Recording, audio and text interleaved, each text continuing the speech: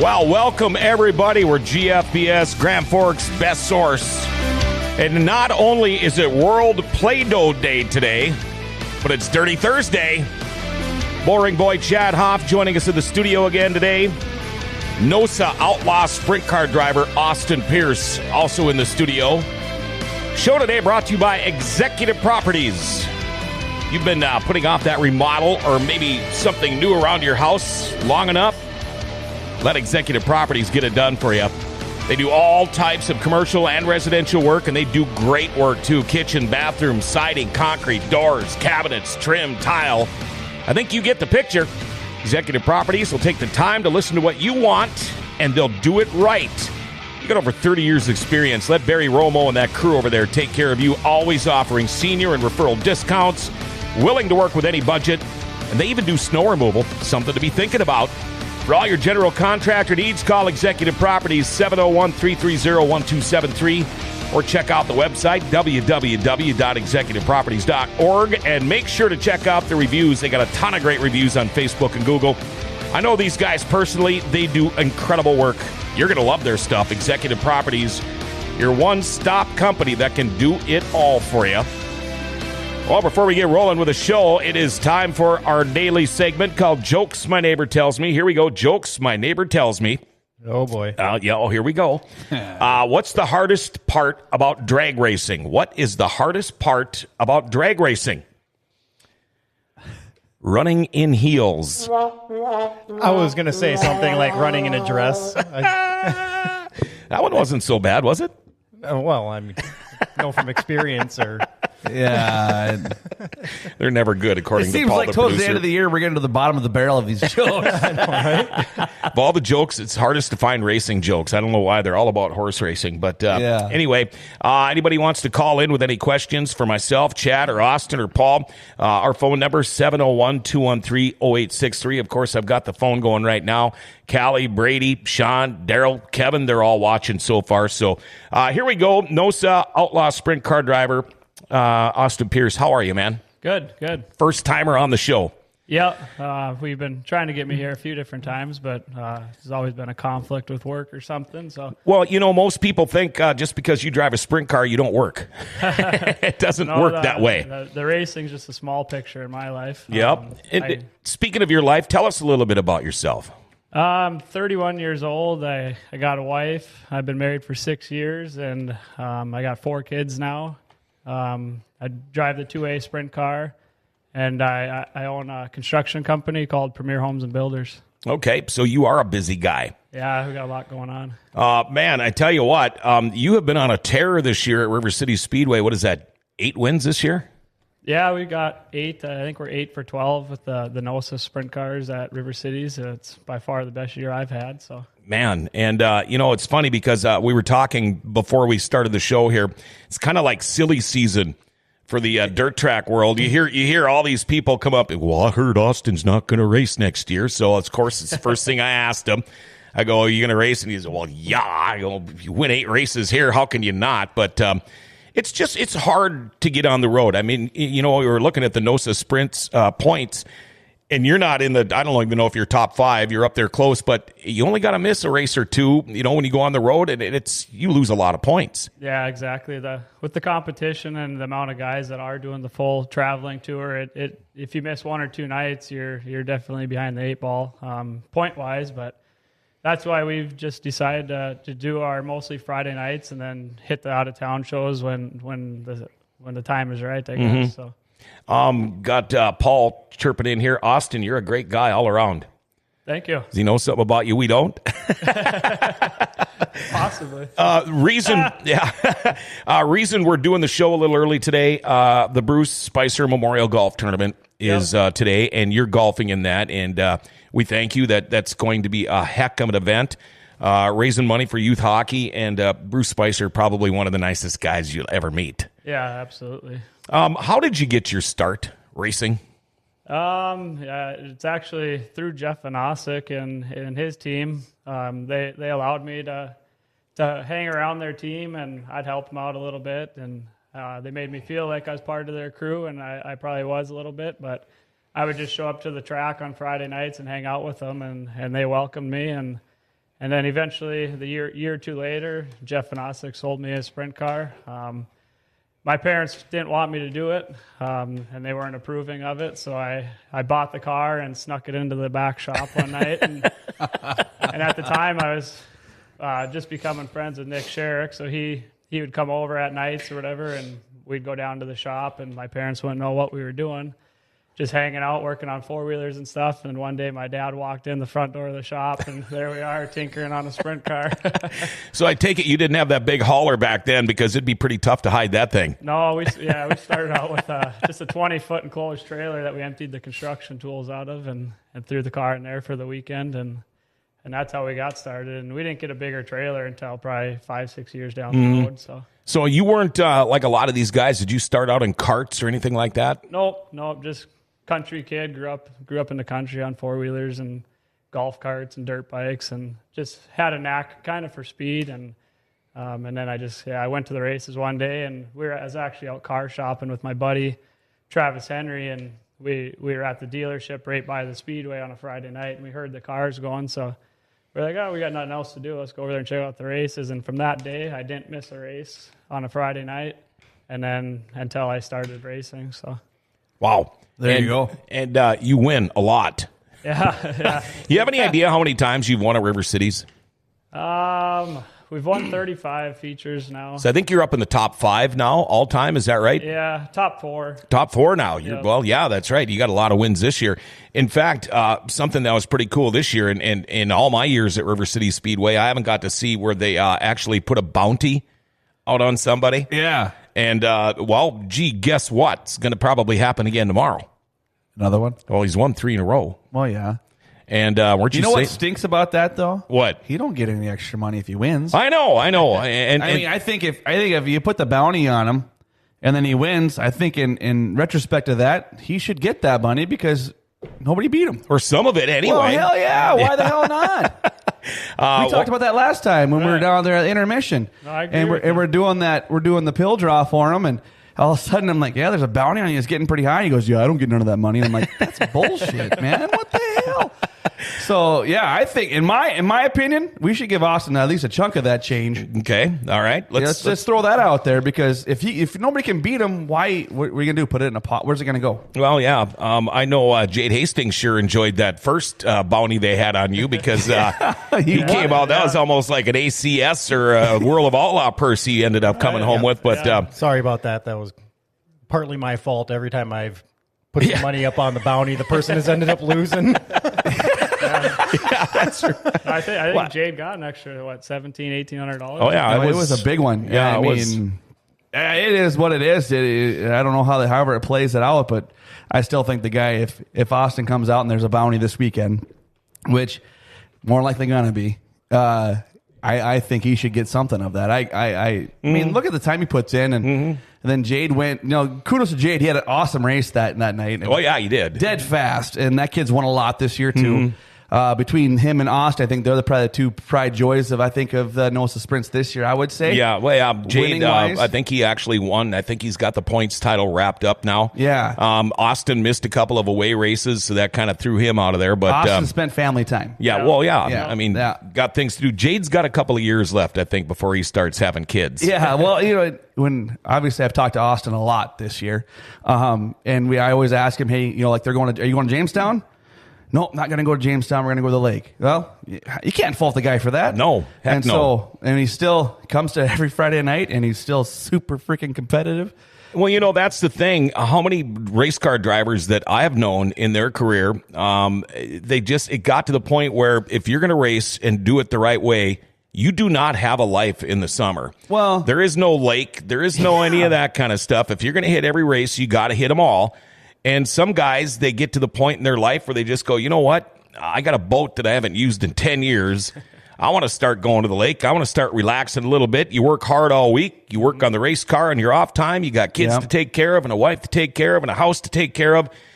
And it's tough. These guys that can make every single race, I mean, you got to give them all the credit in the world. Well, you look at Darren Pittman this year, World of Outlaws. He's retiring. Yeah. He said, I want to spend time with my family. I think, and I don't know how the way I see Austin Pierce's stance is this Friday night gig, the NOSA Outlaw sprints for him.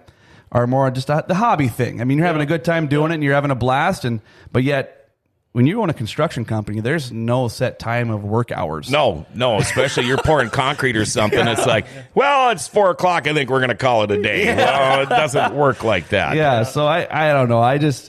I'm glad he's doing what he's doing, and just to show that he's competitive doesn't matter. And yeah, I bet you understand that if you don't travel, you're not going to get the points. Right. With the beginning of the season, do you ever is that a goal of yours to win the points, or did you just know you're just going to go out and be competitive and see what it falls? We just started the year with the mentality that we're going to race every Friday night.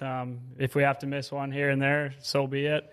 But then when you start the year off doing so well, then you're like, gosh, I don't want to miss a race now. God, I should be in Jamestown we're right leading now. the points, let's go. And then it's like, well, then you got to think back to what your mentality was at the start of the year. You got to keep the family happy so you can keep doing the Friday nights. Yep. If you're gone too much, well, then you're going to put a kibosh to everything. So Yeah. What's the benefit of the points? I'm not a huge race person, so I it's mean, do just you get a trophy, or is it like money involved? With NOSA, you get a little bit of money and you get the trophy, and then it's just the acknowledgement, I guess, of being the top. Which is pretty cool. Yeah. Which is cool. When you can say you're the best. Yeah, and if we hadn't won it twice already, I'd maybe still be trying to chase it. But I mean, we've won the track championship, we've won the NOSA championship, and now I just want to add feature wins to my resume. And doing that here on Friday nights is we're getting it done. So I'm satisfied, and my family's happy. I get to run my business, keep the wife and kids happy, and take them to the lake when we can. So all from sneaking a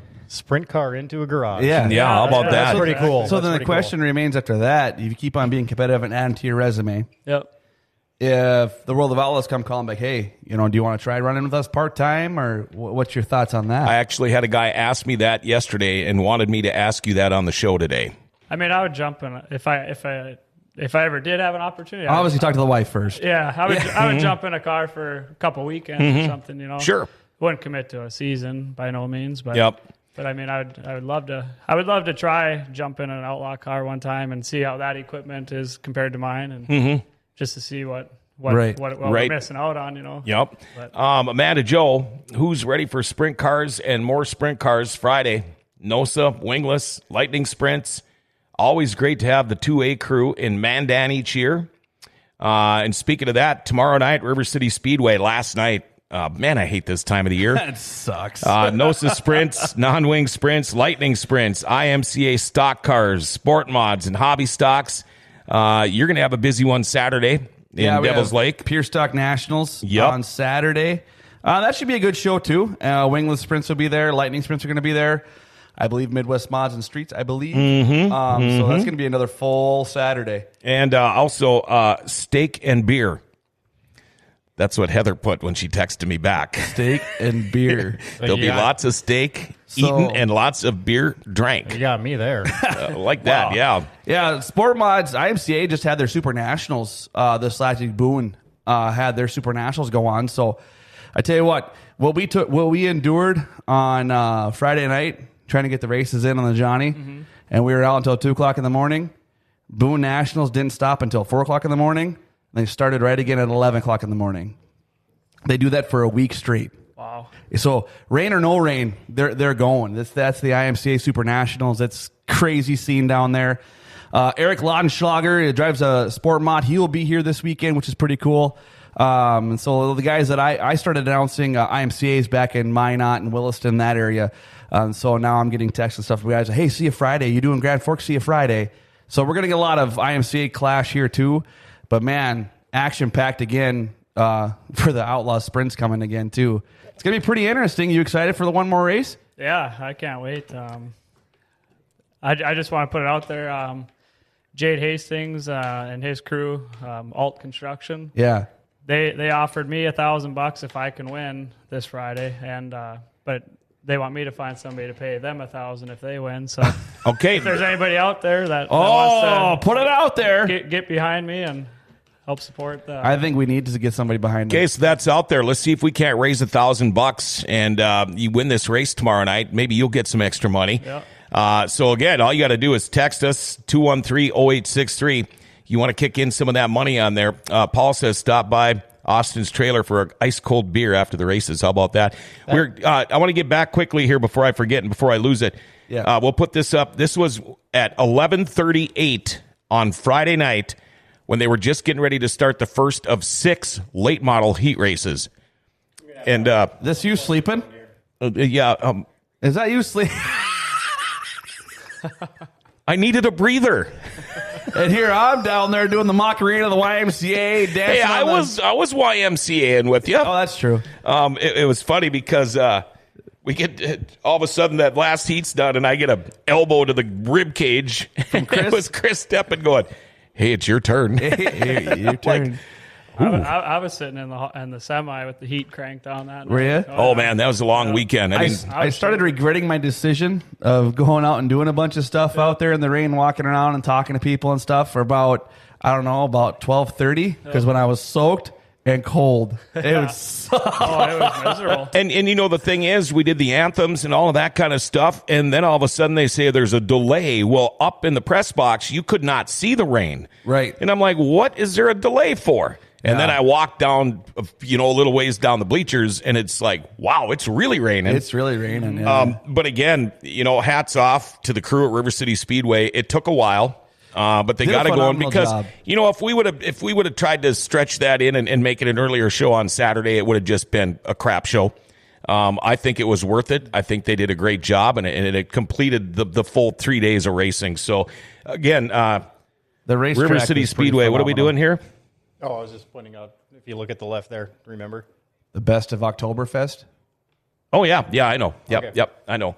Okay, we'll take a little break here. We're actually going to talk about Andy's Harley-Davidson a little bit now. Yeah, that's right. Hold on. Yeah. Boy, I tell you what, I wish I had a Harley. Andy's Harley-Davidson celebrating keeping riders on the road for 45 years. Well, we're going to go help them celebrate. Andy's Harley-Davidson, Saturday, October 3rd from 9 a.m. to 3 p.m. Their big open house. They're going to have some great door prizes that you can register. $450 gift card, free winter bike storage, free oil changes, custom Andy's T-shirts, the release of the custom Andy's hockey tees, and the first ever Andy's hockey poker chips, which they were so kind to give us a couple of the other day. Check out the new arrivals. There's going to be vendors on site. So why don't you come and help celebrate, too? Get on the bike. Go to the big open house Saturday, October 3rd from 9 to 3, 2756 North Washington. Everybody knows where Andy's Harley-Davidson is, keeping riders on the road for 45 years.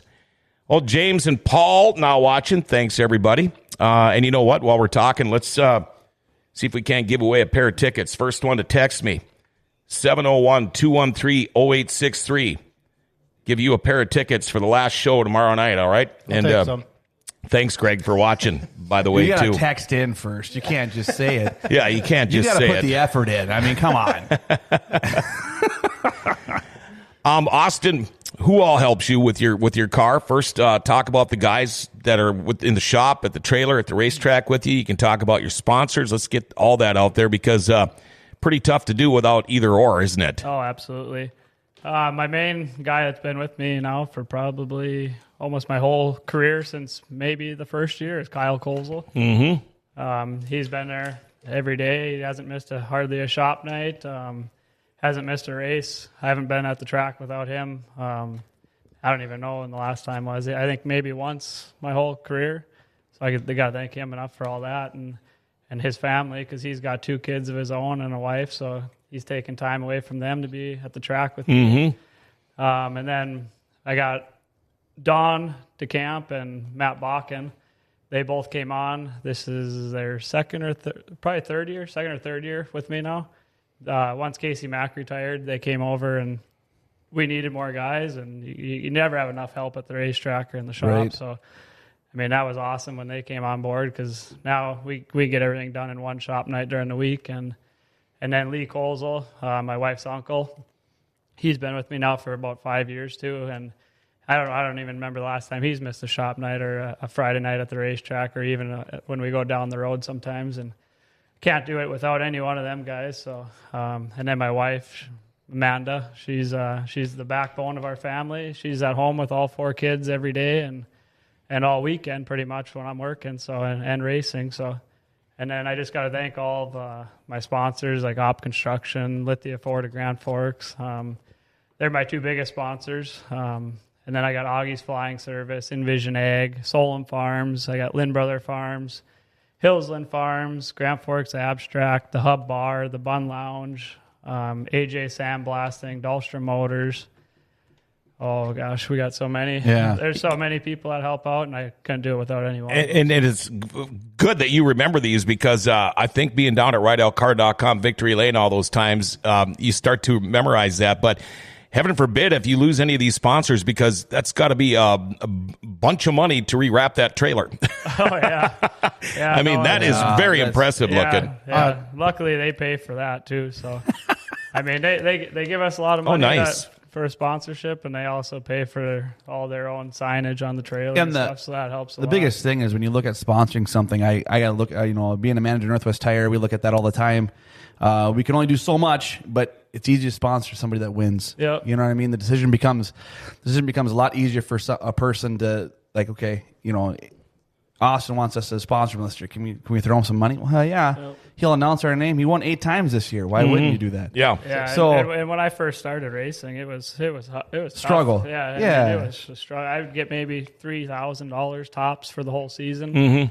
And I mean, it's hard to make ends meet at that. Yeah, you don't. Oh, Yeah, that doesn't last very long. Yeah, I was burning up my paychecks pretty quick. Oh, I bet. John and I always said that we got the best gig that we can have because we get paid to do what we do, and we make more money than race car drivers. Yeah. Would you get a raise or what? Every year it's how much money can I not lose? Yeah.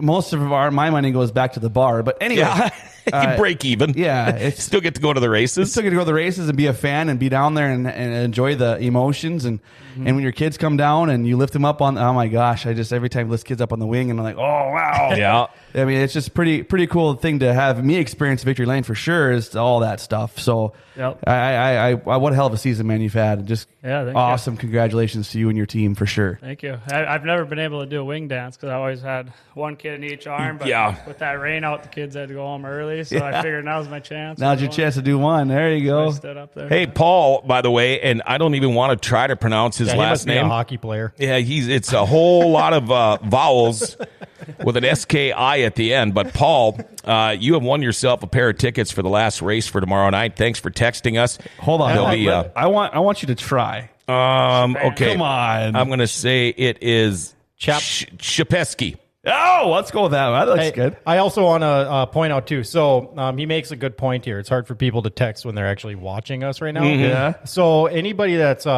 watching us in comments on Facebook, we'll just consider that like a text. But anybody else that's watching right now, if you're watching from YouTube or Periscope or any of the other platforms that we're live on, we don't really follow those for the chat portion of it. I just haven't set it up yet. Right. So if you are watching from YouTube or another platform, just text our number and we'll make sure we get that. You'll have to leave the video for a second if you have to, but I mean, all right, it's worth it for a pair of tickets. And I think that was a hell of a shot, too. I think that sounds pretty right. Shapesky, I don't know. If that's right, Paul, send me a text. Maybe I'm close. Ben Solom from Senbolum Speed writes this early show snuck up on me. I wasn't ready to change from my coffee to beer yet. Well, Ben, you better have made that change already. Brock, Sarah, awesome. Paul. Hey, Paul says, damn good. It's Shapesky. That was pretty close, wasn't it? I just figure with your background with hockey, as much as you've been in, you should be able to pronounce that. At least give it a shot. It must be from whenever it comes to names from people like around the Stephen area, I just give up. That's like, awesome. Wait a minute. Your last name has 62 letters in it. And 59 of them are vowels. Hey, it's just Darren Supercalifragilisticexpialidocious. Yeah. my son has more letters in his name than the alphabet. Yeah. Yeah, he probably does. Oh, boy. Yeah.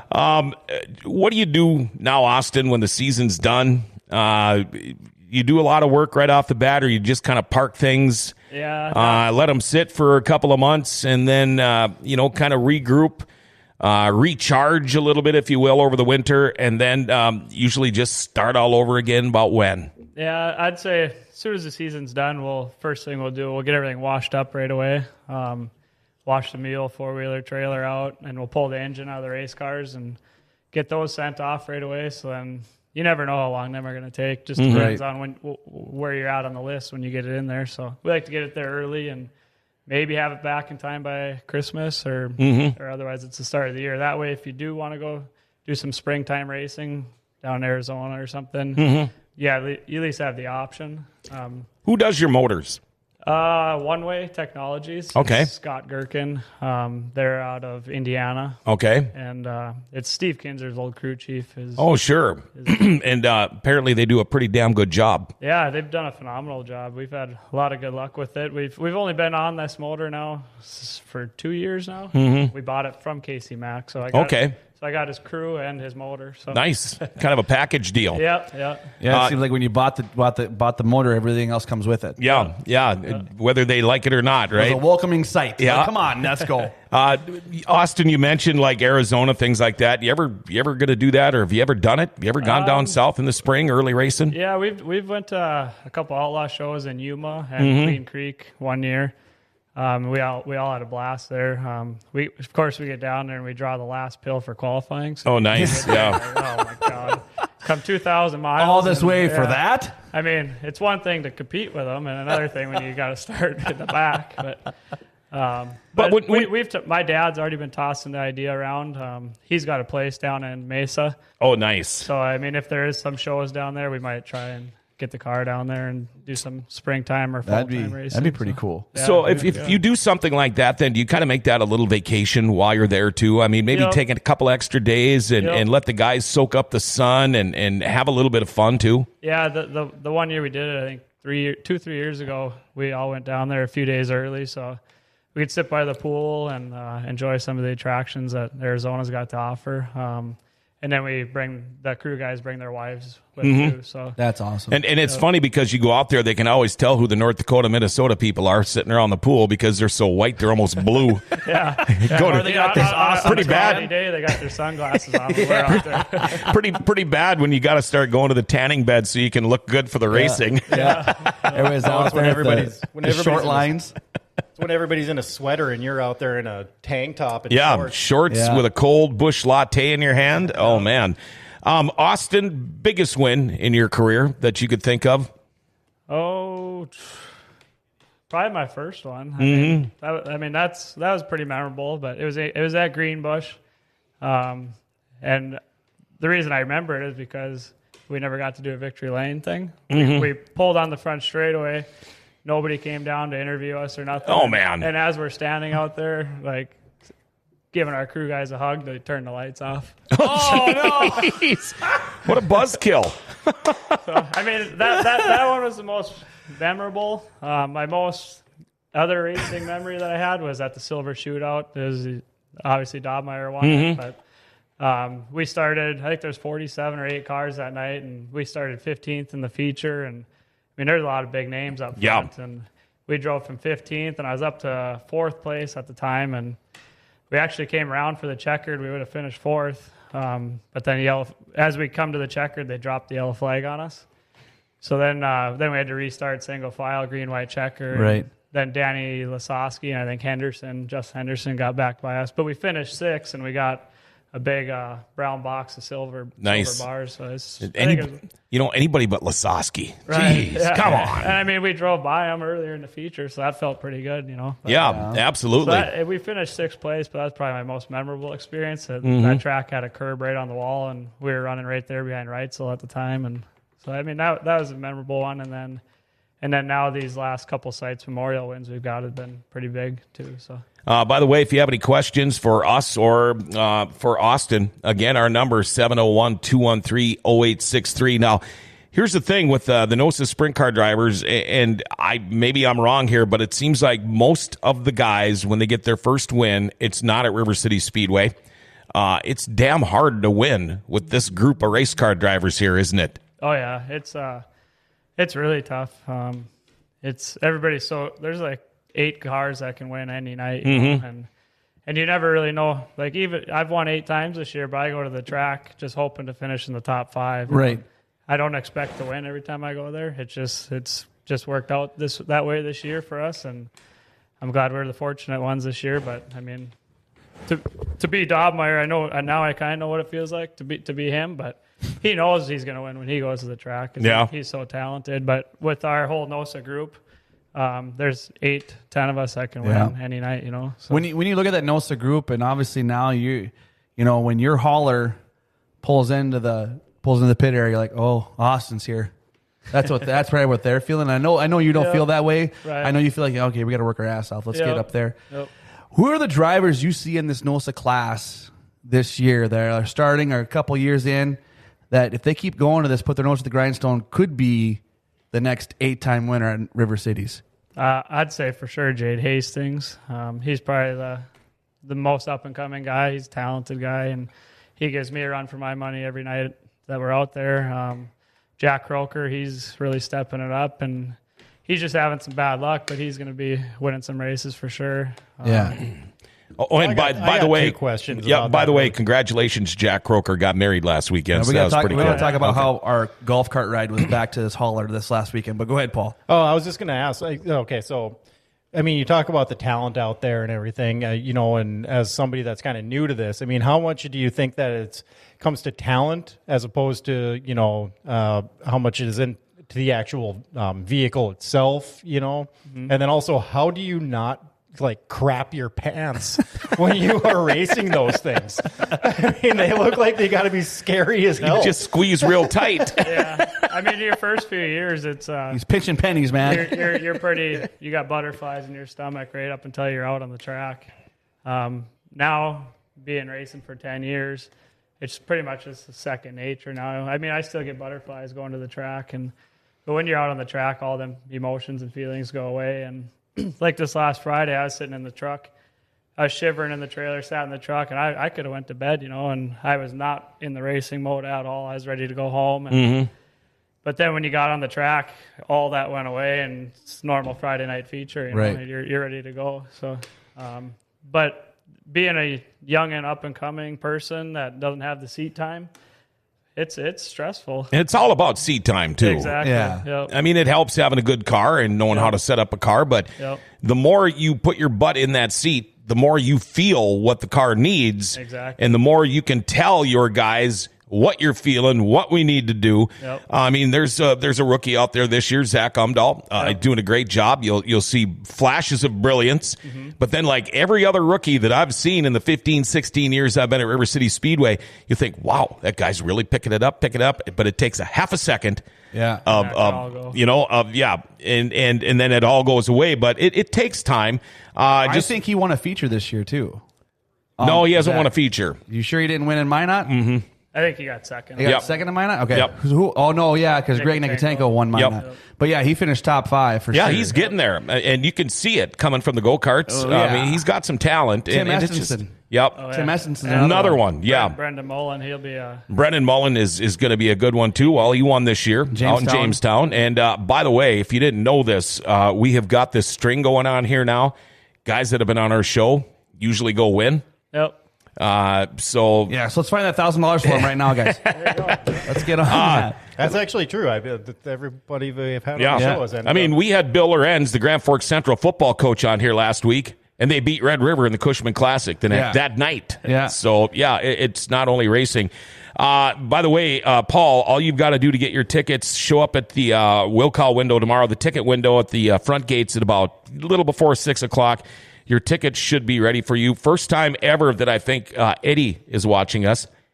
Eddie Fiasco. How about that? What a cool name. Yeah. Brian Strand watching. Shane Martin watching us. Thanks, guys. Yeah. Okay, we talked about your biggest win, Austin. Marie Stewart, Austin, so well-spoken and successfully racer.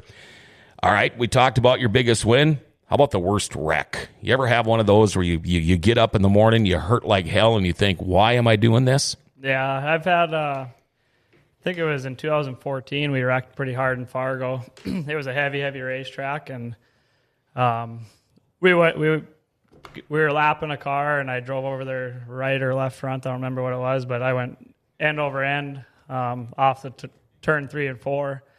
And that was pretty. It was a violent one, and the next morning I woke up and I couldn't even sit up or even roll over in bed. My sternum hurt so bad, and I mean, that's been my worst thing is like my seat belts and then my sternum. But I've been pretty fortunate in all my other crashes, and knock on wood, and hope it stays that way. But this year we crashed again in Fargo, and that one was really violent looking, but I got out of the car, and the next day I was not sore at all. Yeah, that looked horrific, dude. Yeah, and that's probably the most violent looking one. But I must have landed just right. And some of those violent looking ones are the ones because all that inertia and momentum and energy is being slowly, the more you roll, the more it's kind of taking it away from you. Yep. I mean, you look at Dobmeyer's crash, to me, looked like nothing. Exactly. Kind of like a Dale Earnhardt thing. Yeah, and the thing for anybody that does crash, remember just to close your eyes. And that'll help save your pupils and your blood vessels in your eyes from rupturing. But, right. So Get the old red eye. Yeah, so when I crashed in Fargo, the first thing that came to mind was Dobmeyer because he had just crashed or whatever. So I was like, please don't end up like having some awkward landing like that. Yeah.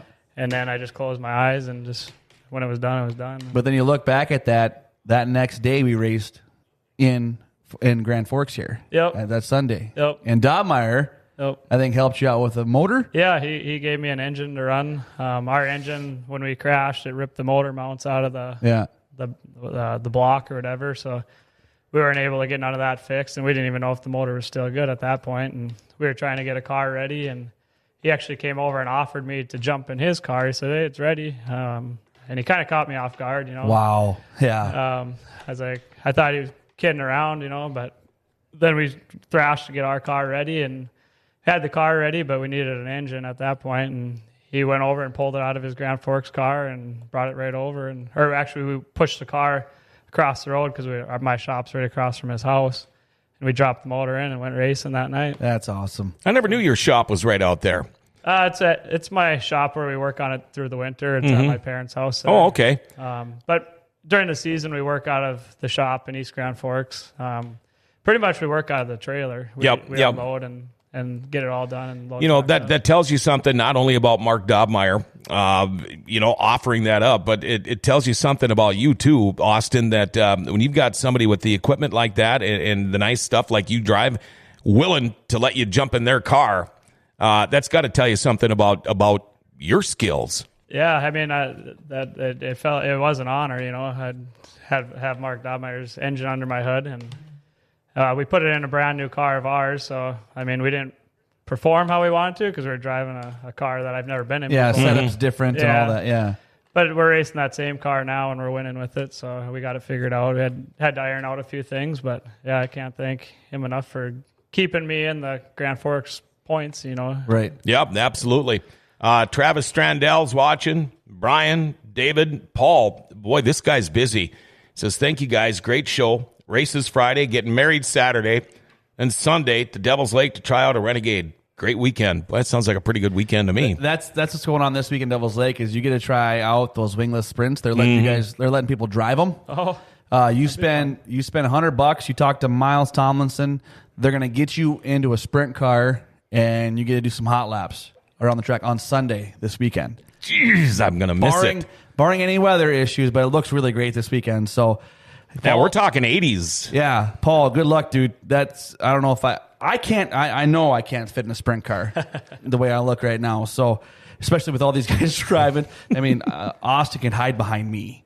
That's the size difference we have here. So yeah, that's gonna be awesome to have that down there on Sunday. So if you guys want to do that, get in touch with Miles Tomlinson on Facebook or whatever you guys how you can get a hold of them. Western Renegade Sprint Cars, and then.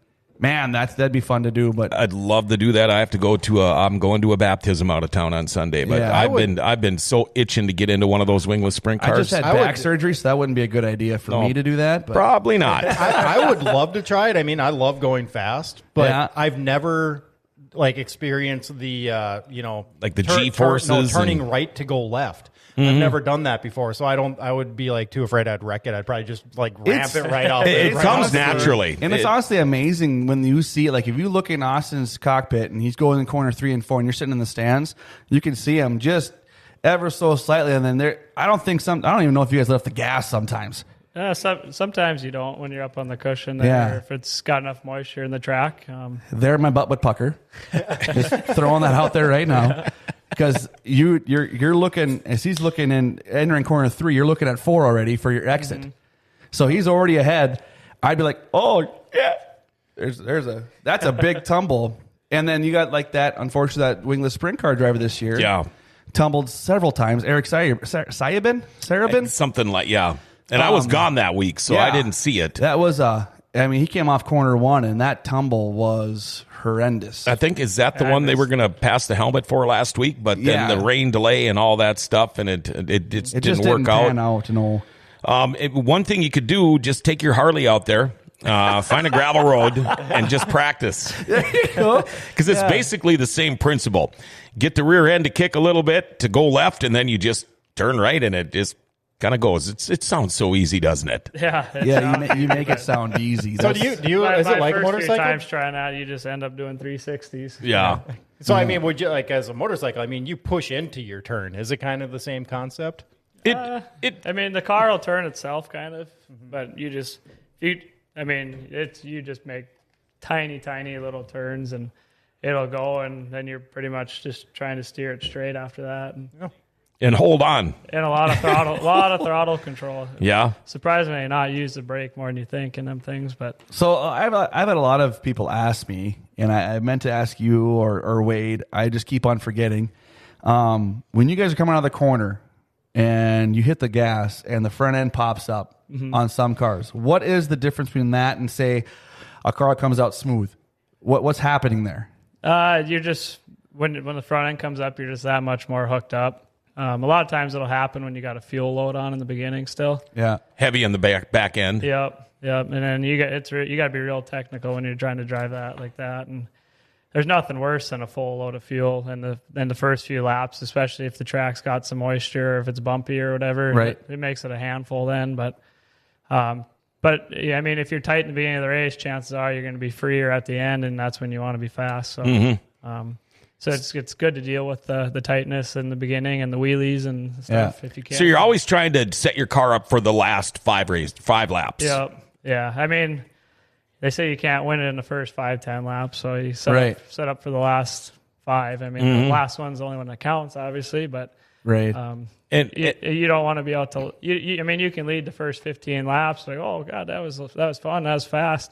Well, then you end up finishing 7th or 8th. That's Bob Martin at the beginning of the season this year. He was leading the race. He's like, I never wanted to be there. Never wanted to be there. He doesn't like to. No. And that's a good comment that you made there, Austin. You can't win a race in the first 5 laps. A lot of you drivers out there. Yeah. Okay, I got that out of the way. In every class. Yeah. Oh, no, but there are guys that think, it's all going to be done in the first lap. Mary, Daniela Stewart, my dad used to race. He doesn't recommend it for my son. He says it's an expensive hobby. Do you encourage kids to join racing as a hobby?